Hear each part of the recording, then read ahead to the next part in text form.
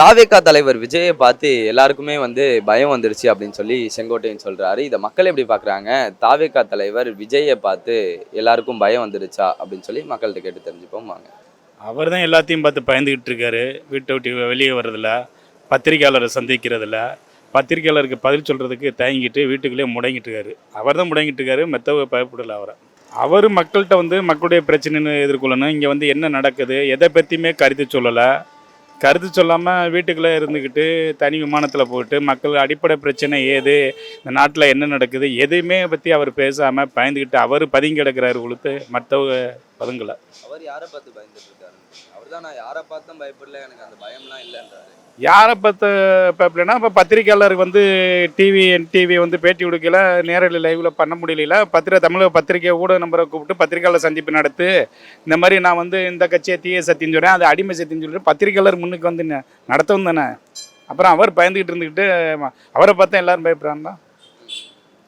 அது தவறான கருத்து, அவருடைய கருத்து. அவருக்குண்டா பயப்படுறதுக்கு என்ன இருக்குது? அவர் ஒன்றும் எதுவுமே பண்ணலையே. நான் என்ன பண்ண போகிறேன்னு சொல்லலை, எதுவும் சொல்லலை. எப்படி அவருக்கண்ட பயம் வருதுன்னு செங்கோட்டையன் சார் சொல்கிறாருன்னு தெரில. இனி வரப்போகிற காலங்கள் எப்படி அவர் நடவடிக்கை இருக்குதுன்னு பார்த்து தான் அதுக்கண்டாண்ட பயம் வருமா இல்லை பயம் வராதா, எதிர்பார்ப்பு இருக்குமா இருக்காதா அப்படிங்கிறது இனிமேல் காலம்தான் பதில் சொன்னோம். இப்போ இருக்கிற இதுலேயே ஆட்சி நல்லா தான் இருக்குதுன்னு மக்கள் எனக்கு பொறுத்த வரைக்கும் எல்லாமே சொல்லிகிட்டு இருக்காங்க.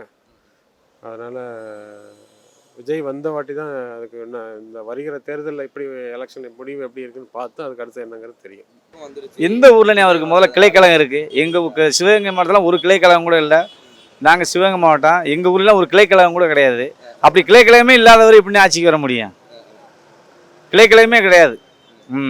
எனக்கு தெரிஞ்சு எங்கள் கிராமத்தில் ஒரு சுற்று வட்டையில் ஒரு 50 கிராமம் இருக்குது. 50 கிராமத்தில் அவருக்கு முதல்ல கிளைக்கழகமே கிடையாது.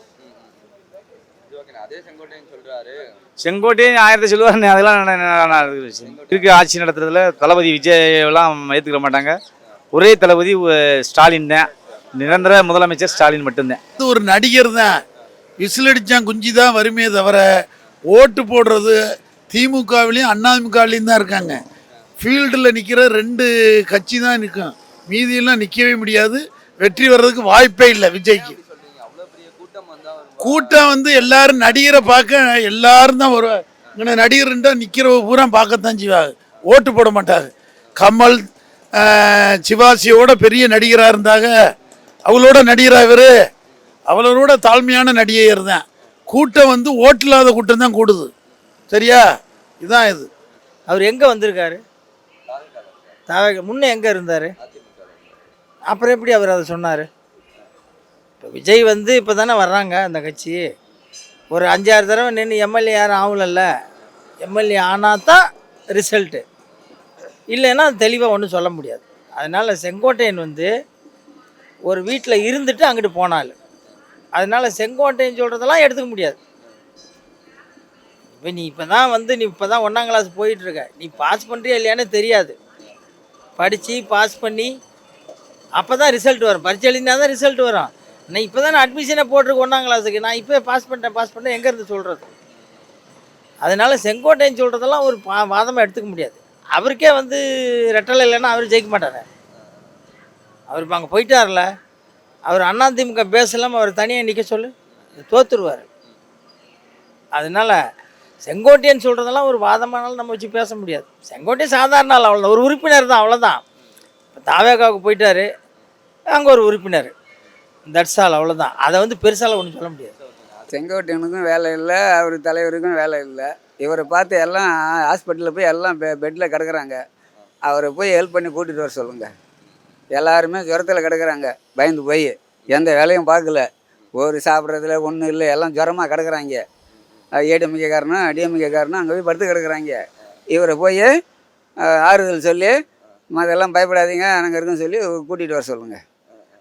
பயந்து கிடக்குறாங்களோ, எலெக்ஷன் முடிஞ்சால் தெரியும் உன் கட்சியில் எவ்வளோ பேர் சாவறாங்கிறது. ஏன்னா ஓட்டு போட ஒரு வீட்டில் ஓட்டு போட்டு சூரியனுக்கு ஓட்டு போட்ட பிறகு அவங்க கட்சிக்காரனே அங்கே இருக்கிற வீட்டுக்காரனே விஷம் வச்சு கொல்ல போகிறாங்க. உன் வீட்லேயே அதான் நடக்க போகுது.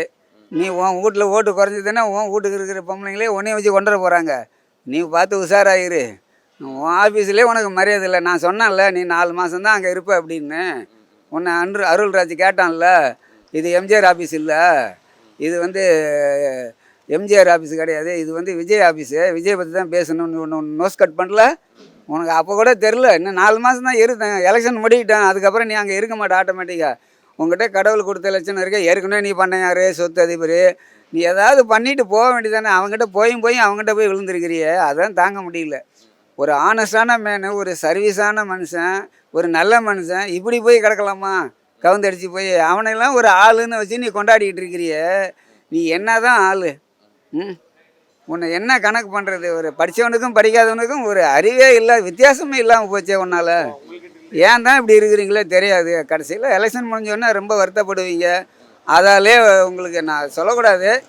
எலெக்ஷன் முடிஞ்சோடனே நீங்கள் பாருங்கள் உங்கள் லைஃப் எப்படி இருக்குதுன்னு பாருங்கள். நான் சொல்லக்கூடாது. ஒன்று மோடிக்கிட்ட போனீங்க, சொன்னார், எல்லாம் பண்ணீங்க. அங்கேயாவது ஒரு மினிஸ்டர் போஸ்ட் வாங்கிக்கிட்டு சென்ட்ரல் மினிஸ்டரில் இருக்கலாம்ல. இல்லை இந்த இந்த அந்த அந்த அம்மா என்ன தமிழிசை, அது மாதிரி ஏதோ ஒரு கவர்னர் போஸ்ட் வாங்கிட்டு போங்க சார். ஏன் சார் அவங்ககிட்ட இருக்கிறீங்க? அது கட்சியும் கிடையாது, கொள்கையும் கிடையாது, ஒரு கர்மாந்திரமும் கிடையாது, ஒன்றும் கிடையாது. காலங்காலமாக இருக்காங்க. இப்போ வந்திருக்கார் விஜய்னாக்கா கூட்டம் சேருது, ஜனம் சேருது. அதை வச்சுட்டு பயந்துட்டாங்கன்னு சொல்ல முடியாதுங்க. எது எப்படி வேணாலும் டேவணும் சொல்ல முடியாது. வந்து ஜனங்க வந்து லாஸ்ட்டில் எடுக்கிறாங்க பாருங்கள். ஒரு 1 வீக்கு அந்த ஒரு 5 days இருக்கு சொல்ல எடுக்கிற முடிவு தாங்க வந்து பார்த்திங்கன்னா. அதனால் யாரை பார்த்து பயம்லாம் கிடையாது. கூட்டம் கொடுத்து வாஸ்தவம் தான், அதெல்லாம் வந்து வாஸ்தவம் தான். அதை வச்சு நம்ம கூட்டம் கூடுறத வச்சு எதுவுமே சொல்ல முடியாது. அதெல்லாம் இல்லை சார். செங்கோட்டன் சொல்கிறது அதெல்லாம் கிடையாது. விஜய்க்கு ஒரு மவுஸ் இருக்குது. அந்த மவுஸுக்கு வந்து இளைஞர்கள் நிறைய பேர் இருக்கிறாங்க. அது வந்து அவங்க ஓட்டு குத்துவாங்க. அதில் போய் நீங்கள் இருக்கிறீங்களே இது வரைக்கும். சரி, ஒன்று கேட்குறேன். இது உங்கள் தலைவரை சொல்லுங்கள், நாங்கள் பயந்துட்டோங்கிறத ஒத்துக்கிறேன். சாராய கடையை சுத்தமாக ஆலை முதல் கடை வரைக்கும் க்ளோஸ் பண்ணிடுவேன். எல்லா காலேஜு ஸ்கூலு இது எல்லாத்தையுமே நான் கவர்மெண்ட் ஆக்கிடுவேன். அதுக்கப்புறம் இந்த ரேஷன் கடை அது இது எல்லாமே பக்காவாக பண்ணுவேன். Police station சிஸ்டத்தையே மாற்றிடுவேன். போலீஸ்காரங்களுக்கு அதிகாரமே கொடுக்க மாட்டேன்.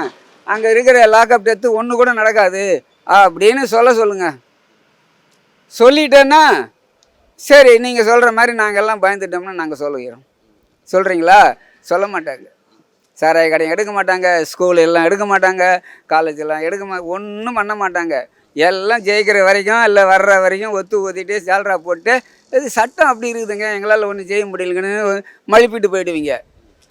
ஒன்றும் வேலைக்கு ஆகாது சார். நீங்கள் அங்கே இருக்காதீங்க, தயவுசெய்து சொல்கிறேன். நீங்கள் அங்கே இருக்கவே இருக்காதீங்க.